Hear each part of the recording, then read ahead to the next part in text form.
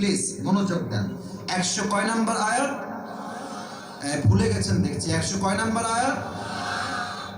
কয়টা মেসেজ আল্লাহ এখানে দিয়েছেন? দুইটা। আগে বলে দিই ভূমিকার কথা। যে কোনো আয়াতের তাফসীর পেশ করতে চারটা বিষয়, that is very important to talk about. চারটা বিষয়ের কথা না বললে কোনো আয়াতের তাফসীর কখনো পরিপূর্ণরূপে সম্পন্ন হয় না। ফার্স্ট অফ অল যে বিষয়টাকে উল্লেখ করতে হয় সেটা হচ্ছে রাইট প্রোনাউন্সিয়েশন, রাইট রিসাইটেশন, সঠিক তেলাওয়াত। নাম্বার 2 হচ্ছে রাইট ট্রান্সলেশন, সঠিক তর্জমা। And number 3 হচ্ছে what's the explanation of this ayah, এই আয়াতের ব্যাখ্যা কি আপনাকে জানতে হবে। And the fourth is what's the lesson, I repeat again, what's the lesson that you have got from this surah। 4 number হচ্ছে এই আয়াত থেকে আপনি শিক্ষা কি পেয়েছেন।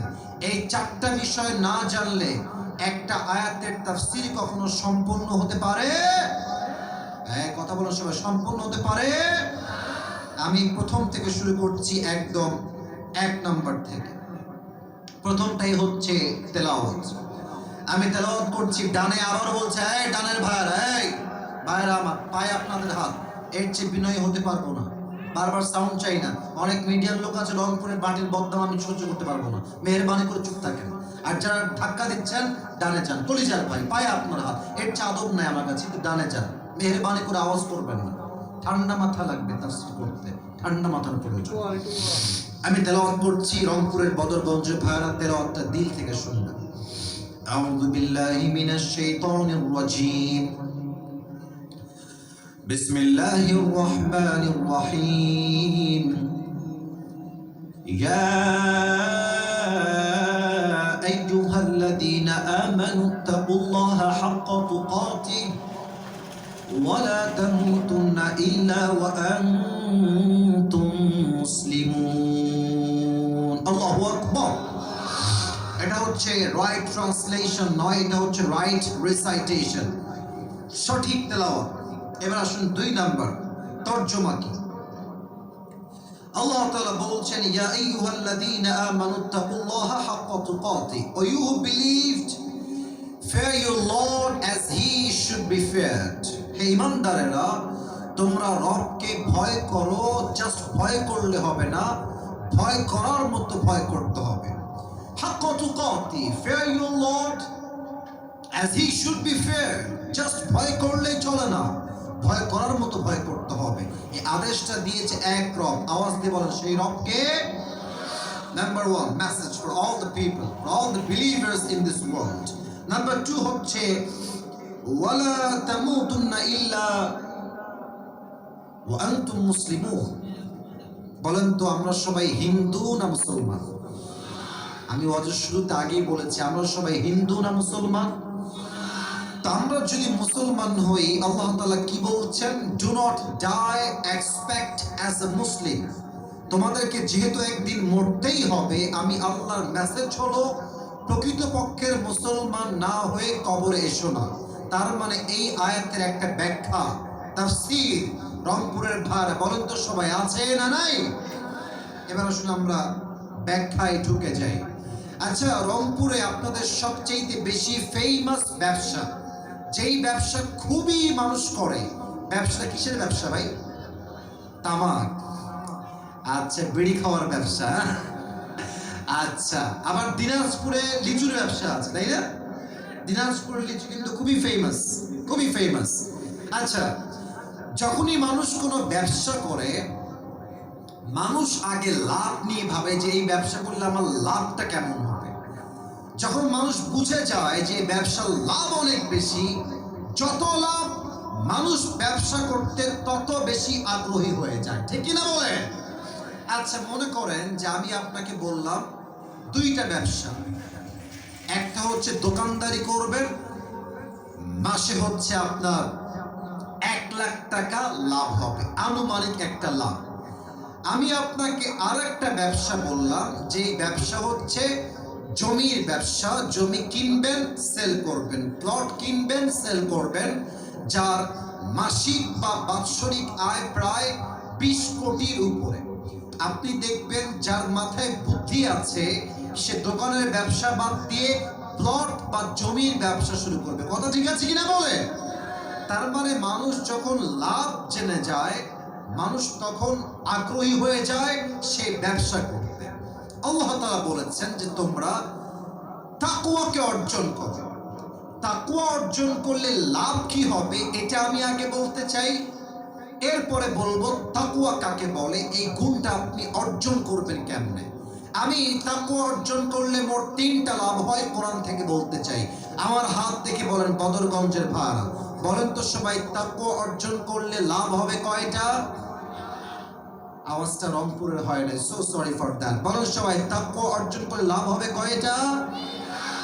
1 নাম্বার লাভ, কোরআনুল কারীমে আল্লাহ তাআলা বলেছেন ওয়া মান ইয়াত্তাকিল্লাহা ইয়াজআল লাহু মাখরাজা।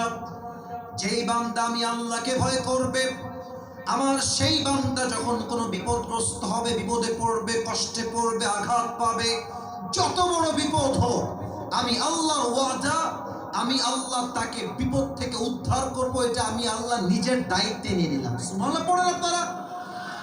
ওয়া মান ইয়াত্তাকিল্লাহা ইয়াজআল লাহু মাখরাজা। Whoever fear of his Lord, Allah will make a way out for them. যত বড়ই আঘাত হোক, যত বড়ই বিপদ হোক, এই তাকওয়ার জন্য বিপদ থেকে আপনাকে উদ্ধার করবে একজন। আওয়াজ দিয়ে বলেন সবাই, তিনি কে? 2 নাম্বার লাভ হলো ওয়ায়ারযুকুহু মিন হাইথু লা ইয়াহতাসিব।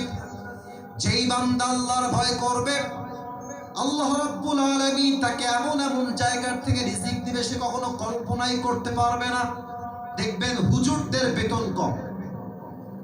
আমি আসিফ নিজে, আপনারা হয়তো অনেকে এটা অন্যদিকে নেবেন, বাট আমি এটা শো অফের জন্য বলছি না। আমার রংপুরের ভাইরা সামনে মিডিয়া ডান বাম করলেই ট্রল শুরু হয়ে যাবে, সো আমি খুব বুঝে শুনে কথা বলছি, মেপে মেপে বলছি। আমার বেতন ছিল মাত্র 3000 টাকা। বলেন সবাই কয় হাজার টাকা? 3000 টাকা।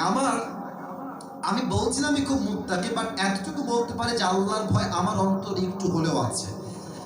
আমার বেতন ছিল 3000 টাকা। আমি বিশ্বাস করেন প্রিয় ভাইরা, আমি যে বাইকে তেল ভরবো এই টাকাও আমার কাছে ছিল না। একটা পর্যায়ে কি হলো, আমি আমার আব্বাকে বললাম, আব্বা তোমার এই ভাঙড়ি গাড়ি তুমি তোমার কাছে রাখো, আমার দ্বারা এইটা আর চালানো সম্ভব না, আমার কাছে তেল ভরার টাকাই নাই। আমি আজ থেকে হেঁটে হেঁটে ক্লাস করব, হেঁটে হেঁটে বাসায় আসবো, এটা আমার নিয়ত ওই সময়। ইভেন আর একটা কথা বলে ফেলি, আমার আব্বা একজন খতিব এবং আমার আব্বা একজন মাদ্রাসার প্রিন্সিপাল। বেতন অন অ্যান অ্যাভারেজ আমার বাবার ছিল সেই সময়ে সর্বমোট মাদ্রাসা এবং মসজিদ মিলিয়ে 15,000 টাকা। আমার বড় বোন আছে, আমার ছোট বোন আছে, আমি হলাম ভাই। এই হচ্ছে আমাদের 3 সন্তানের এবং বাবা মায়ের এই 5 জনের সংসার। একজন মানুষের ইনকাম হচ্ছে 15,000 টাকা, ফ্যামিলির মেম্বার হচ্ছে 5 জন। ভাই আপনারা কোন এই দেশে 15,000 টাকা দিয়ে 5 জন মানুষের সংসার কি চলে? এত আস্তে কথা বলে কারে ওয়াজ করি? 15,000 টাকা বেতনে সংসার চলে এই দেশে? বড্ড অভাব ছিল, সত্য কথা, বড্ড অভাব ছিল। ইভেন এমন সময় গেছে যে আমি যে ভালো জুব্বা পরে একটু ক্যামেরার সামনে ভিডিও করব, আমার কাছে ভালো কোনো জুব্বা ছিল না। আমার বন্ধু, তার নাম হচ্ছে আবু হুরায়রা, তার জুব্বা আমি ধার নিয়ে নিয়ে পড়তাম। বিশ্বাস করেন, আমার কাছে সাইকেল কিনে চলতে হবে, আমার পরিস্থিতি হচ্ছে এইরকম। বাট আল্লাহ তাআলা জাস্ট 2 বছর ব্যবধানে আমাকে এতটা উপরে উঠাই দিয়েছেন যে আমি 2 বছর পরে আমার অ্যাবিলিটি এত বেশি হয়ে গেছে যে আমি আমার টাকা দিয়ে অর্ধ কোটি টাকার গাড়িও কিনতে পেরেছি। এটা শখ না, ওয়াল্লাহি শখ নয়। মূল বিষয় হচ্ছে 2টা। 1, যদি আপনি আল্লাহর উপরে ঈমান রেখে তাকওয়া অর্জন করতে পারেন। 2, আপনি যদি আব্বা আম্মার দোয়া নিয়ে চলতে পারেন। কসম খোদার, ওয়াল্লাহি বিল্লাহি তাল্লাহি, 3 কসম করে বলছি, আপনার সফলতা রুখে দেওয়ার সাধ্য কারো কাছে নাই যুবক ভাইরা, ঠিক কিনা বলে? আল্লাহ বলছে তুমি আমার তাকওয়া অর্জন করো, তোমার রিজিক আমি এমন জায়গার থেকে দিব তুমি কখনো কল্পনাই করতে পারবে না। পরে সবাই দিল থেকে সুবহানাল্লাহ। আপনারা সবাই আল্লামা মামুনুল হক সাহেবের নাম শুনেছেন না? এত আস্তে কেন শুনছেন না নাম আপনারা সবাই? ভাই এই দেশটা হচ্ছে সেই দেশ যেই দেশে আপনি যাকে নিয়ে যত ট্রল করবেন, যাকে আপনি যত নামাবার ট্রাই করবেন, দিন শেষে সে একটা টপ ব্র্যান্ড হয়ে যাবে। ঠিক কিনা বলেন? ইসরে আপনারা ভুলে গেছেন, আমি কিন্তু বলি নাই। মামুনুল হক সাহেবকে সেই রুম কাণ্ড এক মহিলাকে নিয়ে কি পরিমাণ বেইজ্জত তারা করেছে যুবক ভাইরা। নারীর চরিত্র নিয়ে আমার চরিত্রে আঘাত করা, কোন নারীর কেলেঙ্কারি কোনো পুরুষের উপরে দেওয়া, এটাই হচ্ছে পুরুষের জীবনে সবচেয়ে বড় বদনামের জায়গা। ঠিক কিনা বলে? মামুনুল হক সাহেবকে সেই কেলেঙ্কারি দিয়ে ধর্ষণ মামলা, একটা আলেমের বিরুদ্ধে ধর্ষণ মামলা। could you imagine that? আপনি ফিল করতে পারেন এটা কোনো মারাত্মক কথা? 3 বছরের জেল দিল, তিনি আবার বের হয়ে আসলেন। বলেন তো ওনার সম্মান কমে গেছে না বেড়ে গেছে? এখন যেখানেই যাবে জাস্ট নাম শুনবে মামুনুল হক আসছে, লক্ষ লক্ষ মানুষ এক মাঠে জামায়াত হয়ে যাবে। ঠিক কিনা বলে? তো মামুনুল হক সাহেব একটা কথা বলতেন যে, আমাকে অনেকে বলে যে আপনি সরকারি চাকরি করেন, ইভেন অনেকে আমাদেরকে বোঝায় যে মাদ্রাসার শিক্ষক হলে, ইমাম হলে, খতিব হলে কোনো দাম নাই। মামুনুল হক সাহেব একটা কথা বলেছেন, আমার কানে এখনো এটা বাজে। উনি বললেন যে যেই সরকারি বেতনের টাকা পেয়ে আমাকে সুদখোরকে স্যালুট করতে হয়, ওই সরকারি চাকরিকে আমি গুল্লি মারি। কথা ঠিক আছে কিনা বলতো? আমার যুবক ভাইরা আমার, আমি ভ্যান চালাই খাবো, আমি রিক্সা চালাই খাবো, আমি মুড়ি বেচে খাবো, বাট হারামের টাকা অর্জন করবো না, কারো পায়ের গোলাম হয়ে আমি থাকতে পারবো না। ঠিক কিনা বলে?